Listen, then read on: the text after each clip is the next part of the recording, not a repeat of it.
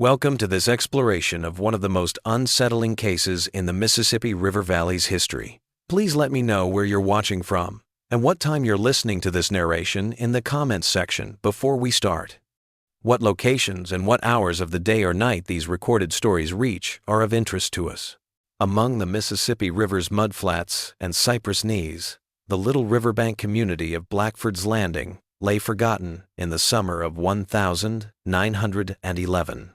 In the 1,880 seconds, it was a thriving trade center, but by the turn of the century, it was little more than a jumble of dilapidated structures barely hanging on beside the river.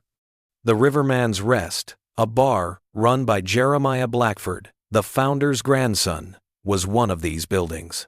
The bar had long served as a haven for locals, tourists, and river workers. Every time the wind blew in from the water, the hand-painted sign on its old wooden exterior, which had been discolored by decades of river humidity, groaned on rusty chains. Oil lamps cast long shadows across the uneven floorboards, mismatched tables and chairs, and a long oak bar salvaged from a steamer that had sunk nearby in 1887 made up the modest interior. Its exterior gave no indication that it was anything more than a typical institution that catered to regular individuals with regular spirits. However, in June 1911, a shift occurred. Known for its simple meals and affordable whiskey, the place started to attract customers from exceptionally long distances.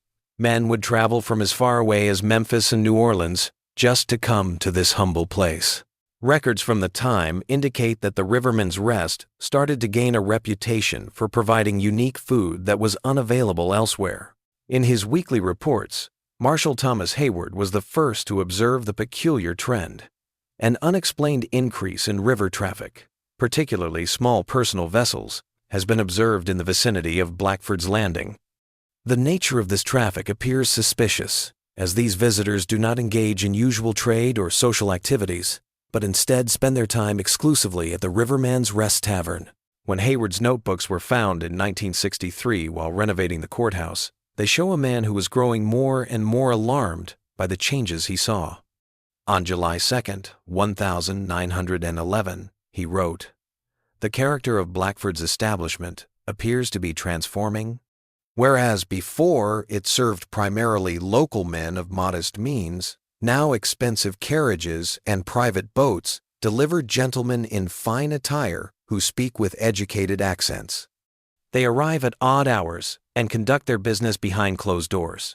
Blackford himself has taken to wearing tailored suits and has hired additional staff who do not reside in our community."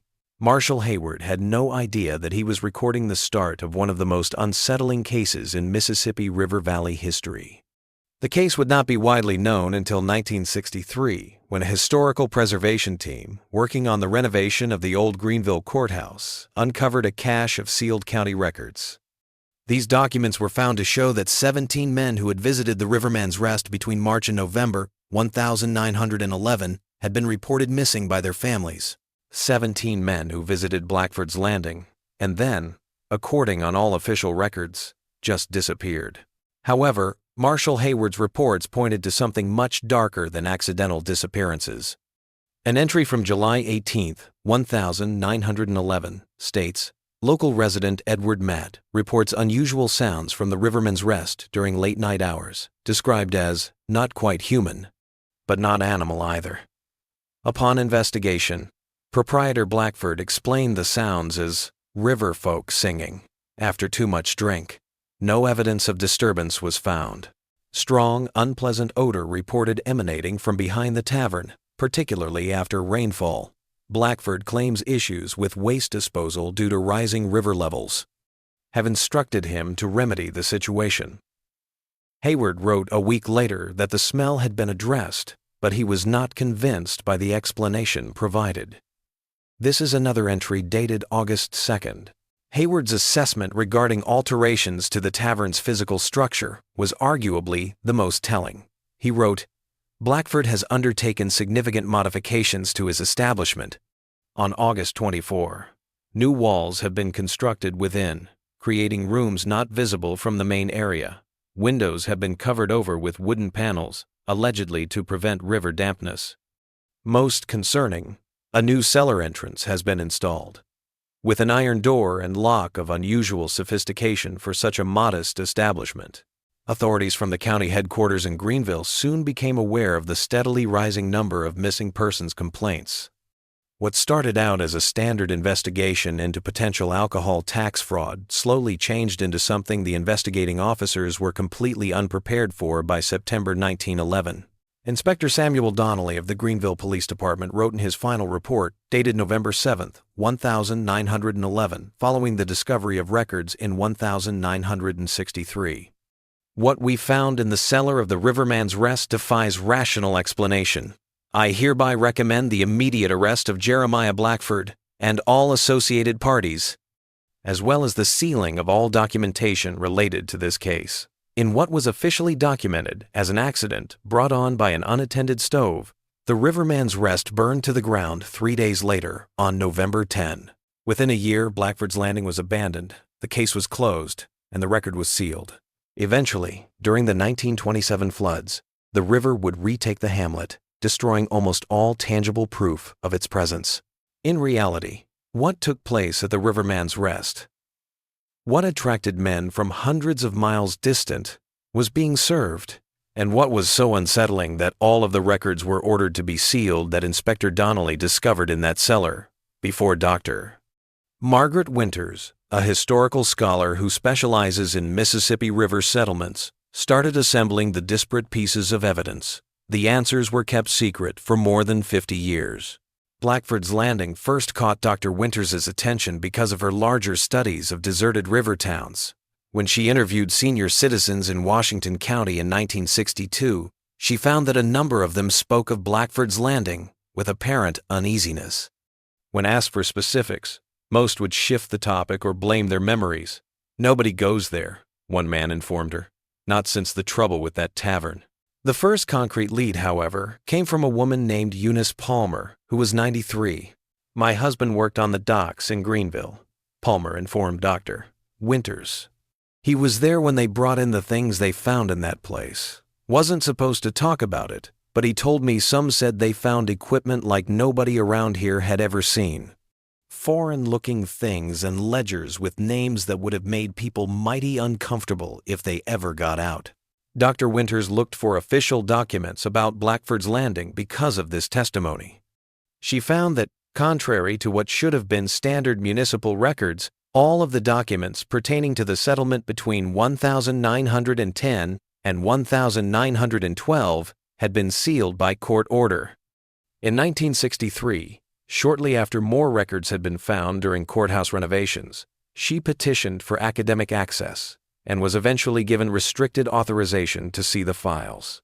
The inventory list that was attached to Inspector Donnelly's report contained the first odd information that Dr. Winters discovered: 12 unusually designed silver-plated serving trays, specialty culinary tools from Europe, and most importantly, ledger books with names, dates, and payment amounts written in an unidentified cipher were among the materials seized from the restaurant. Perhaps the most unsettling item, however, was simply described as preserved specimens of unidentified origin. Dr. Winters' study revealed that these specimens were never formally inspected by experts before being burned. In addition, the inventory included 27 bottles of imported spices and preservation chemicals, mostly from Eastern Europe, modified instruments, and custom glass containers of various sizes with hermetic seals. Despite not being specifically incriminating, these objects provided a glimpse of activities that went well beyond what one might anticipate in a rural Mississippi tavern in Riverside.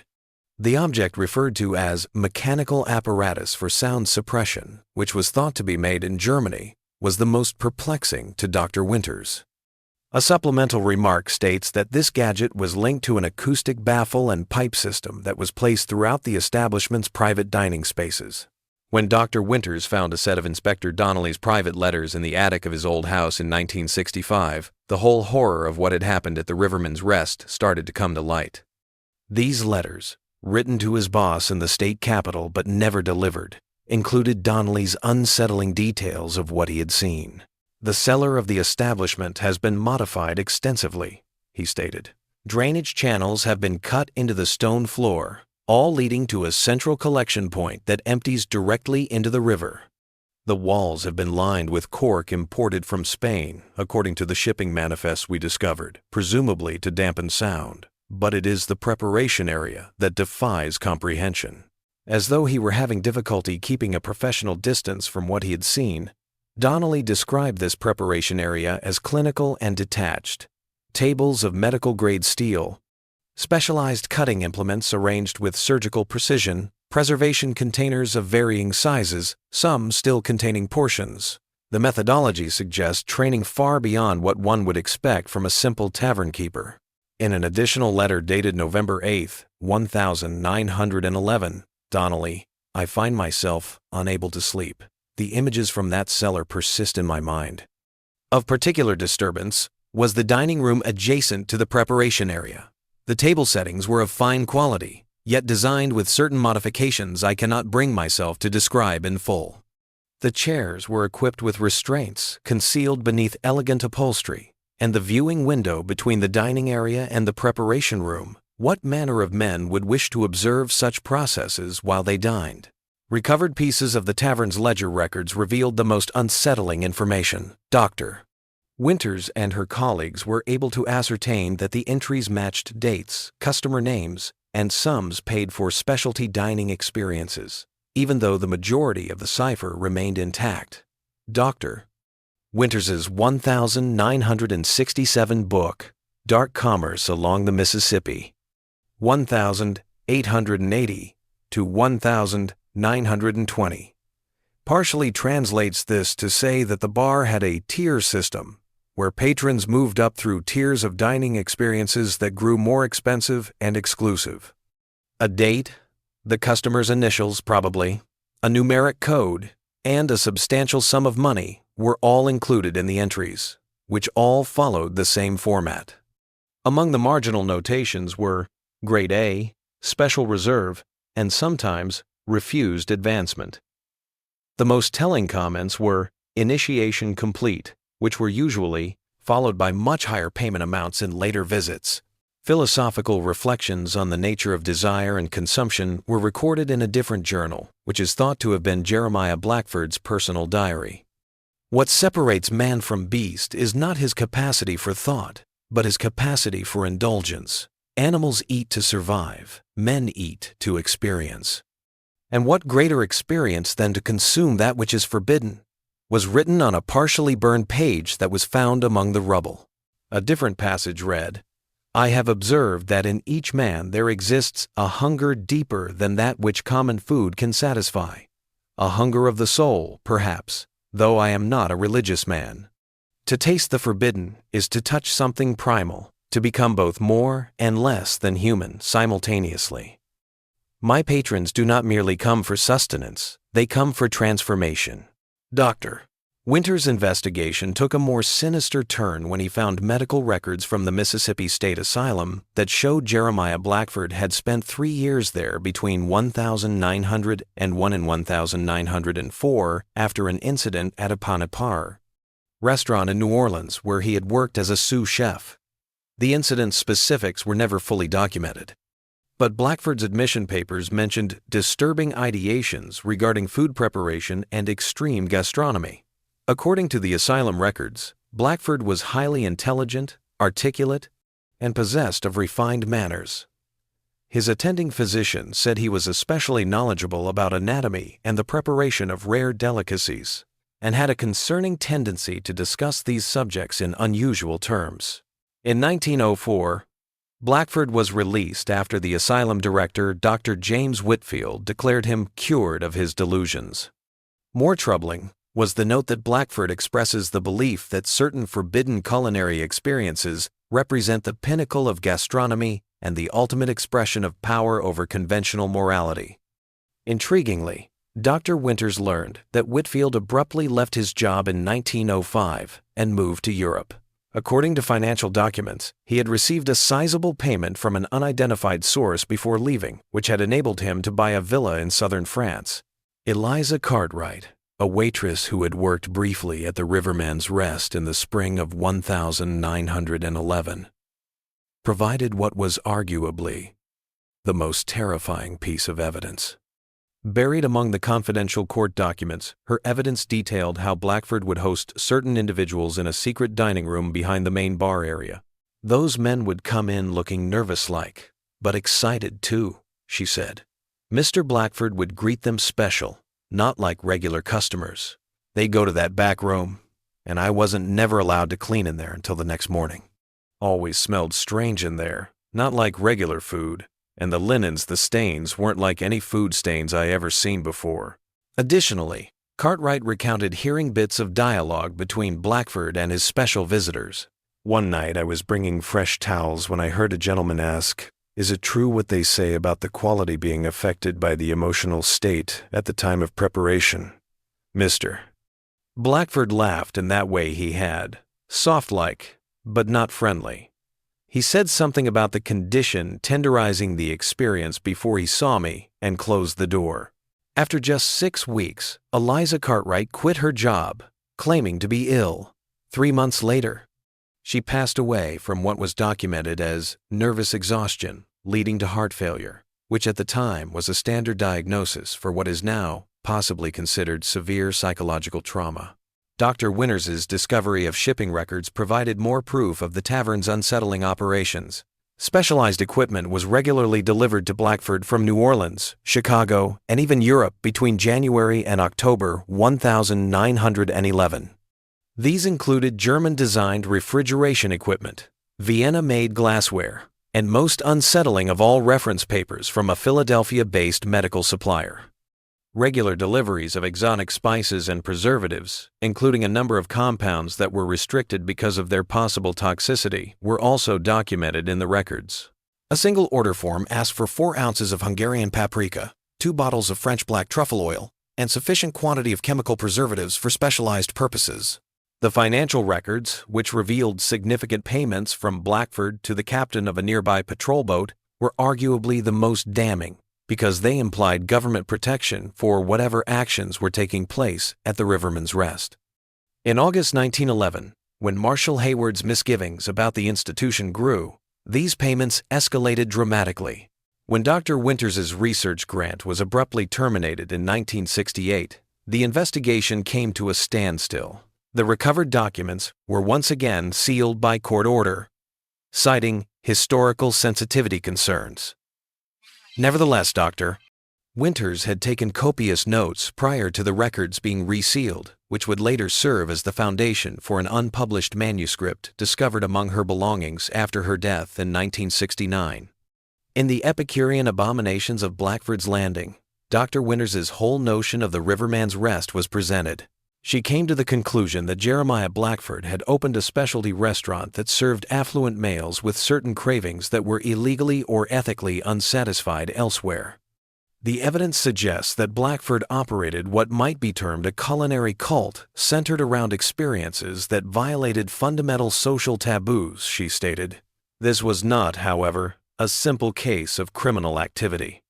Rather, it was a sophisticated commercial enterprise that transformed forbidden desires into luxury experiences for wealthy clients, willing to pay extraordinary sums for the ultimate transgression. The document described Blackford's apparent approach, which blended ritualistic rites with aspects of haute cuisine. The specialized implements, imported spices, and elaborate presentation described in witness accounts indicate that he viewed himself not as a criminal but as a craftsman, elevating forbidden practices to the level of high gastronomy. Although no surviving document ever specifically mentioned the something special being provided at the Riverman's Rest, Dr. Winters's investigation suggests that there were encounters that broke the most basic of human taboos.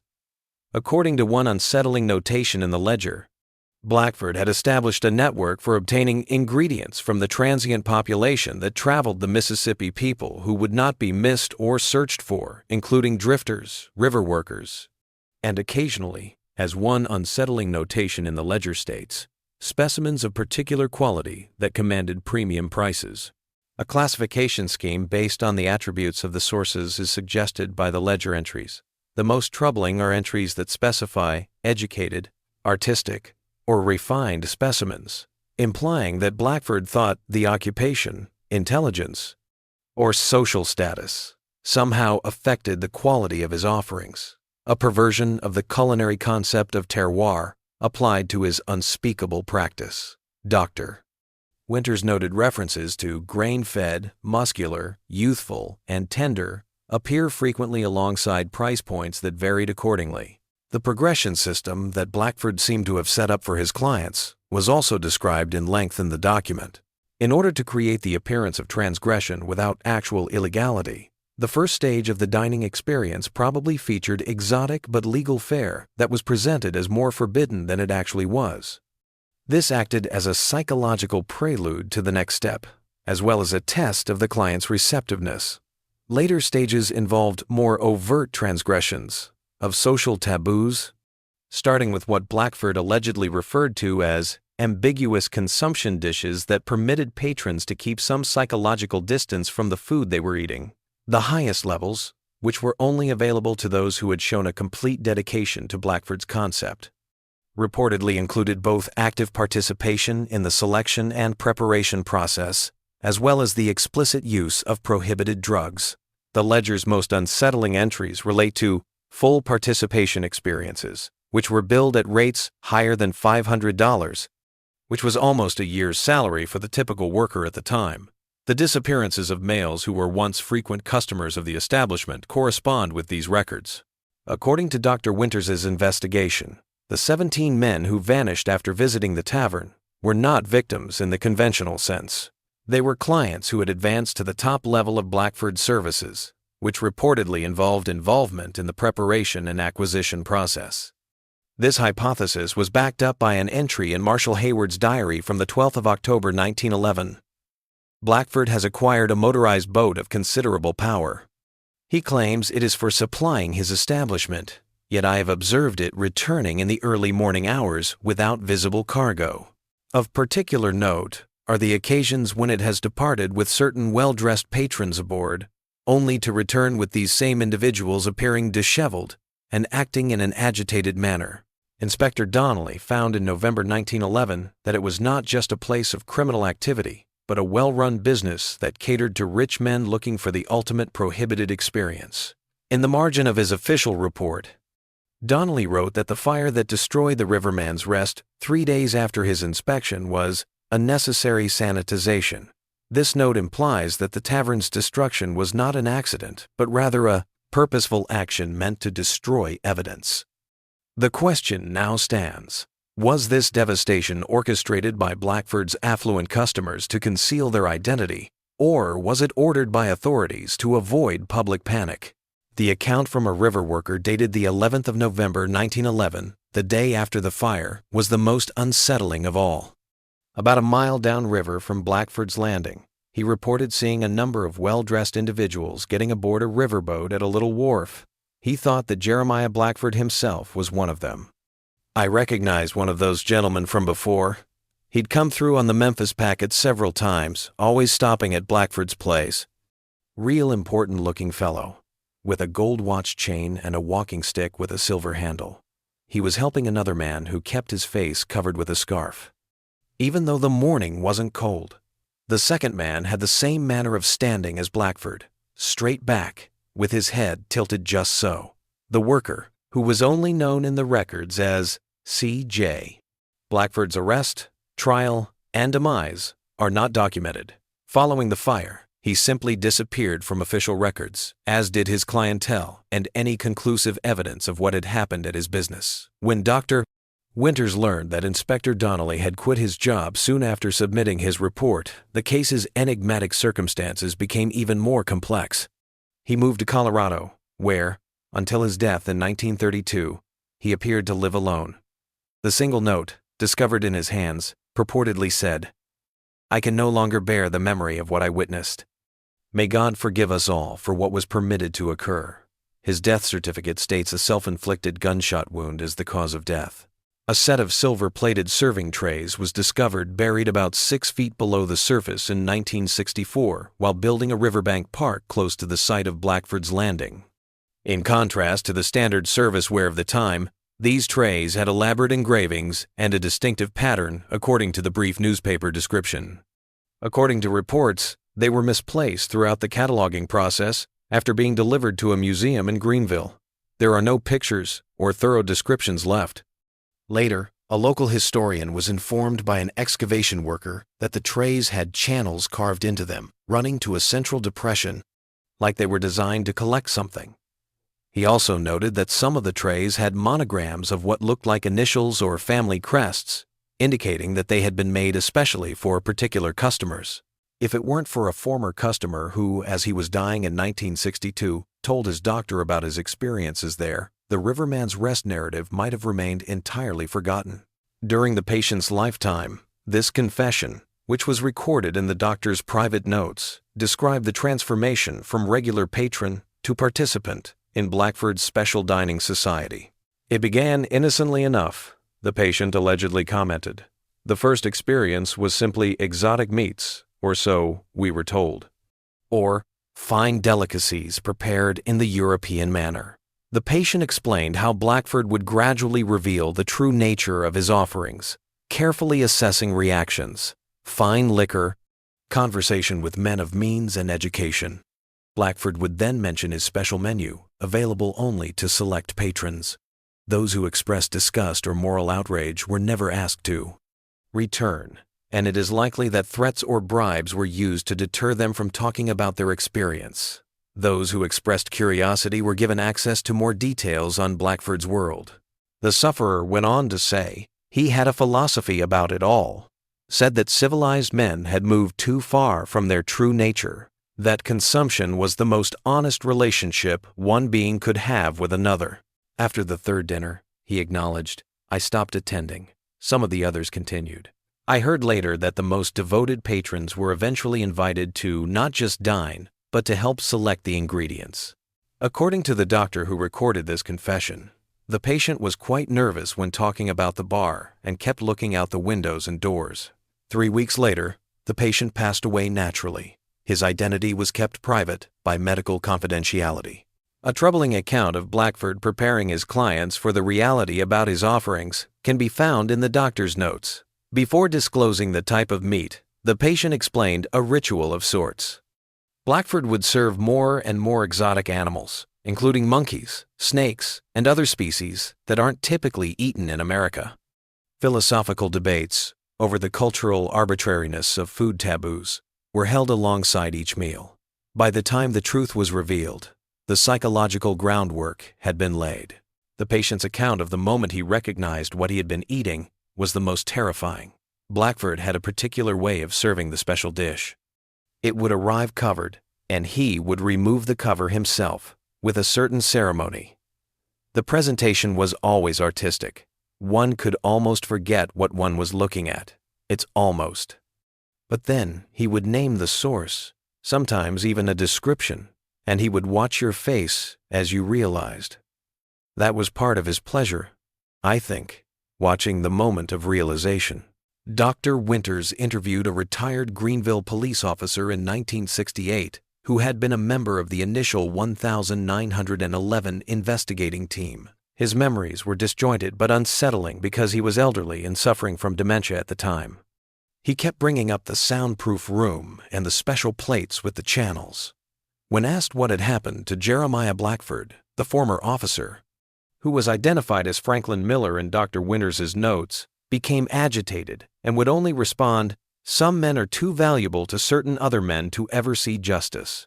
Some of his recollections were still clear despite his cognitive impairment. They had a room, he explained to Dr. Winters, with a glass wall between it and the kitchen. Like a window, but thick. You could sit at the table and watch the preparation. Some of them wanted to watch. Blackford said it enhanced the experience. Miller also recalled discovering photographs during the raid. Pictures of the customers at their meals, smiling, raising glasses in toasts. Like it was a normal dinner party, Blackford kept them in an album. Insurance, he called it when we questioned him.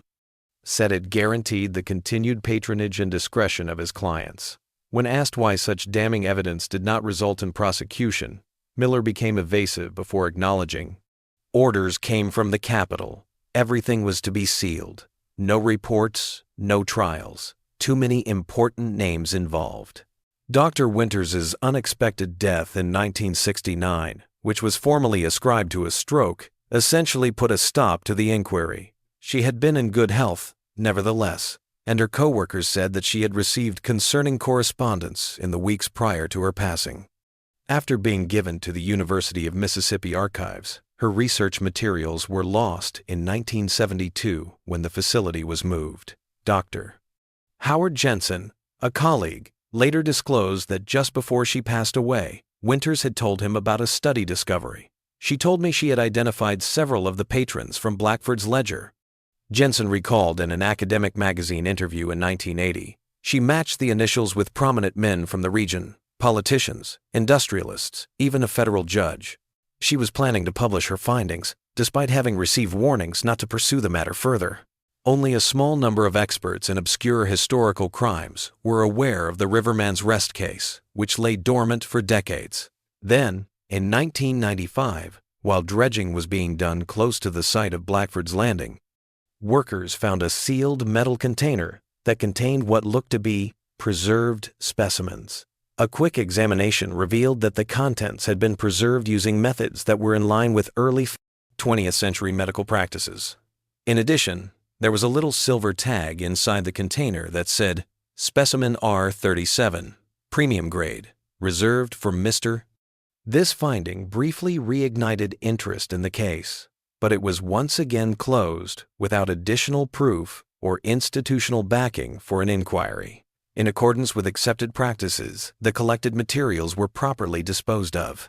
It's possible that what is unknown about the case is more disturbing than what is known. The Riverman's Rest's complete client list has never been found. Considering the clientele was described as men of means and education, it is plausible that some of these individuals went on to hold influential positions in the area. Were their subsequent acts and decisions influenced by their experiences at Blackford's establishment? Did they keep looking for comparable experiences elsewhere?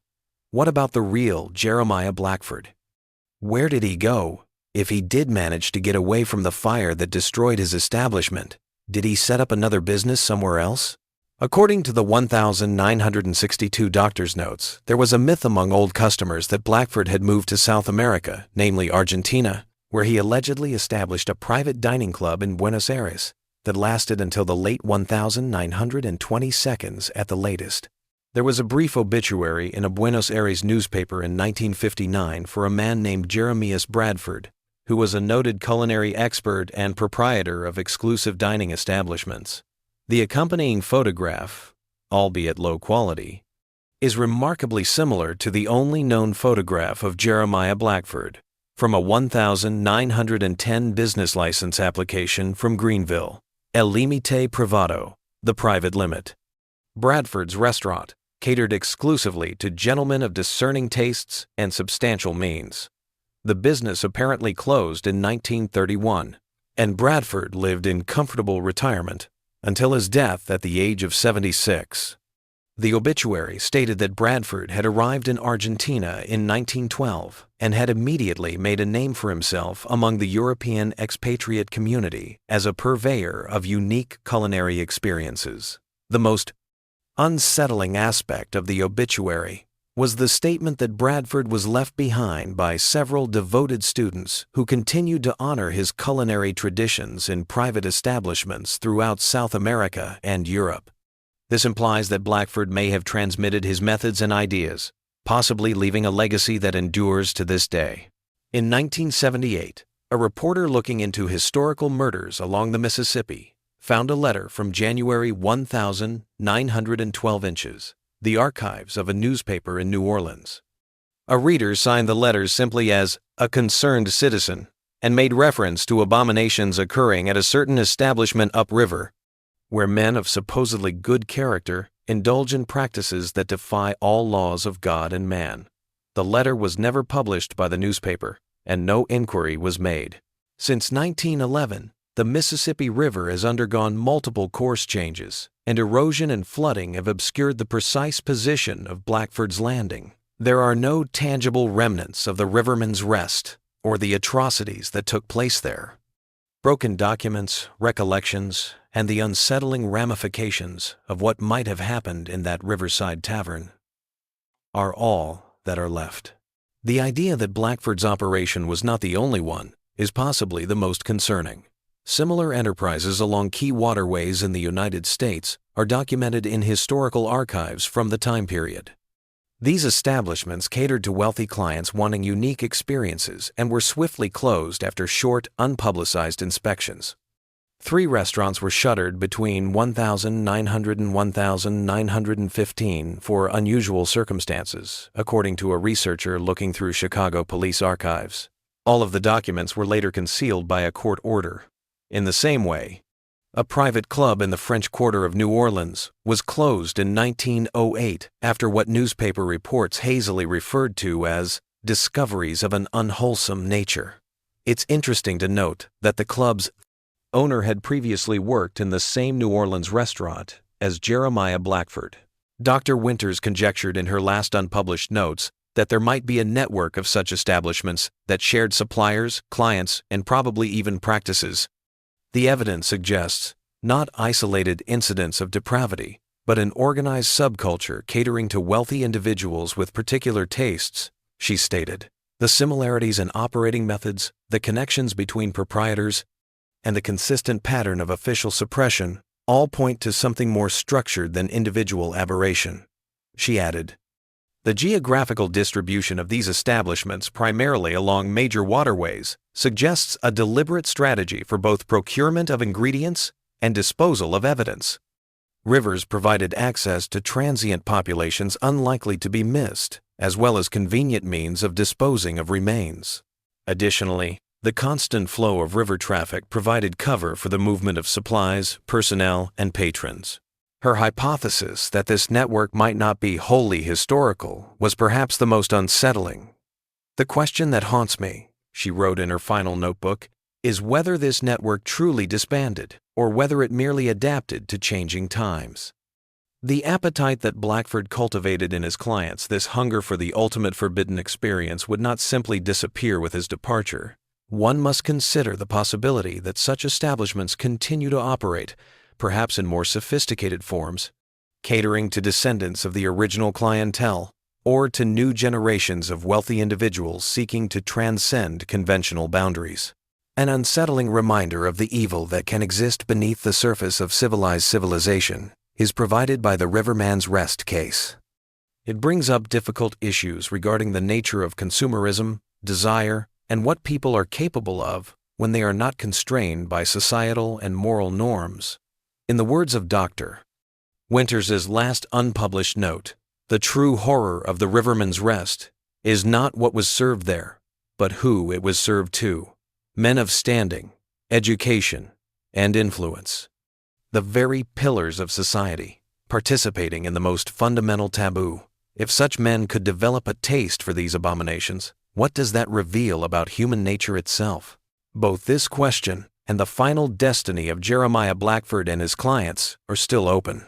Today, the case mostly consists of pieces, incomplete records, second-hand recollections, and unsettling ramifications. Resistance, repression, or unexplained setbacks have greeted every attempt to look further, indicating that some interests are still motivated to keep the whole truth hidden even after more than a century.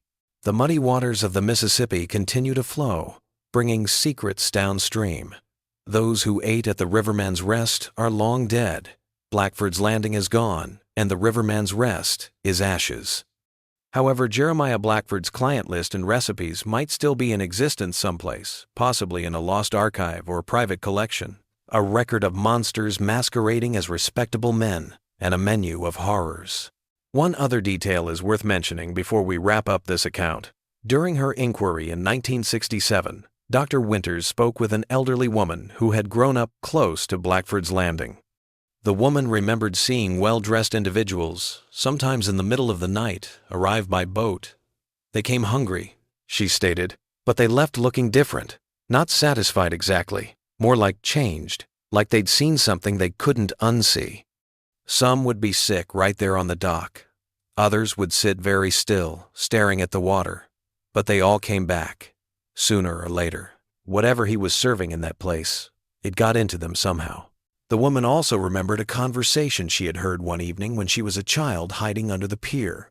They were waiting to be picked up by a boat, and two men were talking. He said something she never forgot.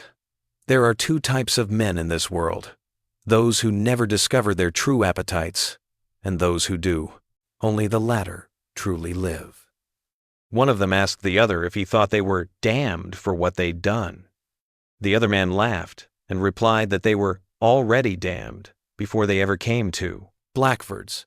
That's why they sought it out in the first place. Whatever was offered at the Rivermen's Rest was more than just food. It was an initiation into darkness from which there was no way out, and an experience that changed those who consumed it. And perhaps that was the real goal of Jeremiah Blackford's enterprise after all. Not just to sate forbidden desires, but to generate them. To turn honorable men into eager collaborators in atrocities, united by a common sense of shame and insatiable need. A tiny stone marker was placed close to the site of Blackford's Landing in 1966 thanks to funding donated by an anonymous contributor. Without a name or dates, the stone simply reads, "Let those who hunger beware what they feed upon." Local officials accepted the monument without considering its implications, presuming it was a biblical allusion or a commemoration to river tragedies. The few who are aware of the real tale acknowledge it as a warning as much as a memorial. As the seasons change, the Mississippi's waters continue to rise and fall. Objects from the submerged settlement occasionally surface momentarily from the mud during periods of severe drought. Pieces of brick, twisted metal, and glass shards that have been polished smooth by the river. Because they would rather not disturb the memories that may still be buried there, locals sometimes leave these relics undisturbed. Although the pub that offered more than just alcohol has been gone for more than a century, the thirst it sparked might have persisted for a very long time, handed down through generations of power and influence. Perhaps that hunger still exists somewhere, because there will always be people who are eager to serve the forbidden at the proper price, and those who are searching for it in the shadowy recesses of human need. In his own words, appetite, once awakened, can never truly be put back to sleep. It can only be temporarily satisfied before it rises again, stronger and more demanding than before.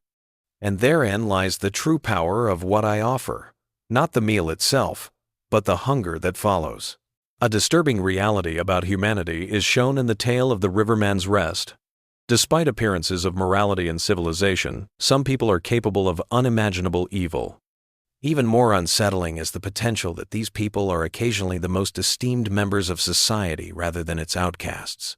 The true genius and evil of Jeremiah Blackford was not in creating something new, but in recognizing something ancient that lurks within certain men.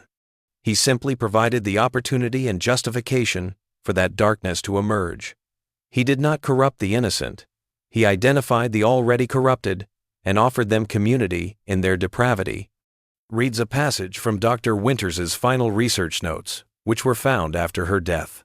Samuel Harkins, a former riverboat captain, described an odd incident from his early river days in an interview with a local historian in 1975.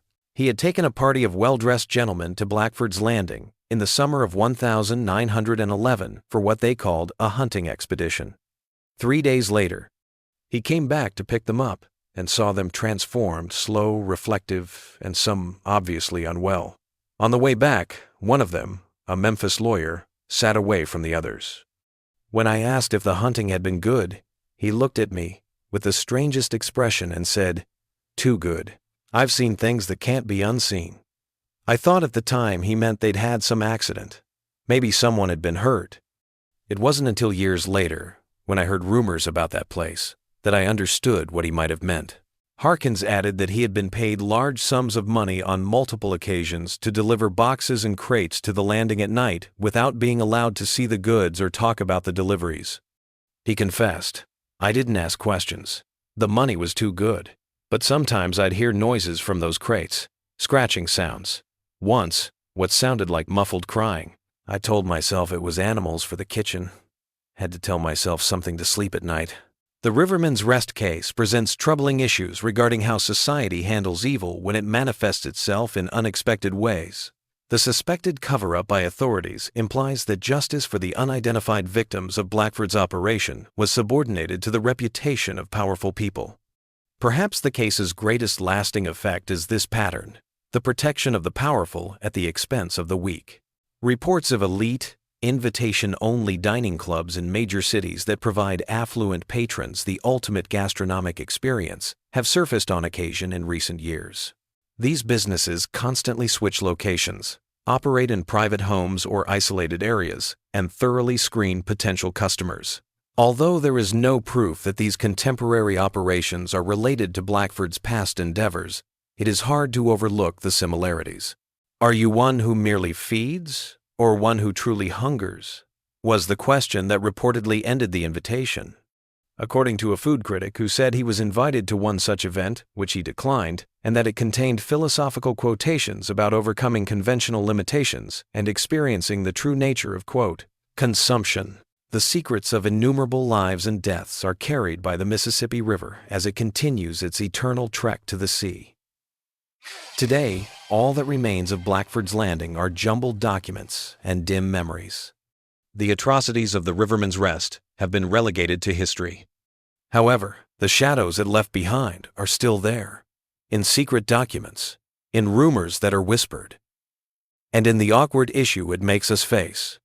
How well do we truly know people who live among us, particularly those who are powerful and wealthy? During a private dinner, Blackford reportedly said to a patron, "The greatest monsters wear the finest clothes, attend the best schools, and are welcomed in the finest homes. Their monstrosity lies not in their appearance or manner, but in what they are willing to consume." The Riverman's Rest narrative is more than just a macabre or historical curiosity. It serves as a cautionary tale about the evil that can be concealed behind honorable exteriors and the extent to which those in positions of authority will go in order to keep their secrets safe. It serves as a reminder that evil rarely makes an announcement. Rather, it insinuates itself gradually by providing explanations and arguments that make the unimaginable appear at least comprehensible, if not acceptable. The questions that Jeremiah Blackford and his organization raise about human nature and general what forbidden hungers might be present in any of us, waiting for the right opportunity or invitation to surface, may ultimately be their most lasting legacy, rather than the particular atrocities they committed. And how can we identify and combat our own moral compromising tendencies? The view of Blackford's Landing has long since been obscured by the Mississippi River. Every one of the guys who ate at the Riverman's Rest has passed away, taking their secrets with them. However, the questions they raise are just as pertinent now as they were back in 1911.